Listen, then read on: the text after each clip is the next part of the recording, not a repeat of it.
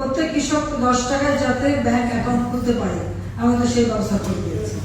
প্রথম মনে আছে কুড়িগ্রাম থেকে শুরু করলাম, কারণ সব থেকে দুর্ভিক্ষ পীড়িত এলাকা কুড়িগ্রামে, ওখানে আমরা 10 টাকায় ব্যাংক অ্যাকাউন্ট খুলবে এবং তাদের ভর্তুকি টাকাটা অ্যাকাউন্টের মাধ্যমে সরাসরি যাবে।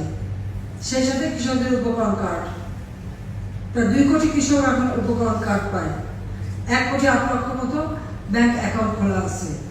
কাজে তাদের টাকাটা তাদের হাতে চলে যায়, এটা আর কেউ মাঝখান থেকে যেন মধ্যস্বত্বভোগীরা খেতে না পারে, যেটুকু তার কাজে লাগবে কাজে লাগবে।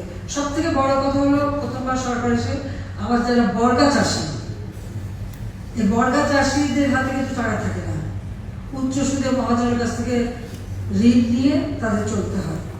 আমরা বিনা জামানতে এই বর্গা চাষিদের ঋণ দেওয়া শুরু করলাম। ডক্টর জলিল সাহেব তাকে দিলাম কৃষি ব্যাংকের চেয়ারম্যান করে, এবং আমি বললাম যে আমার এই কাজটা করে দিতে হবে। তো বললাম যে গ্রামে গ্রামে কৃষকরা কীভাবে আসবে, আমি বলেছিলাম কৃষক ব্যাংকের কাছে আসবে না, ব্যাংক কৃষকের কাছে যাবে।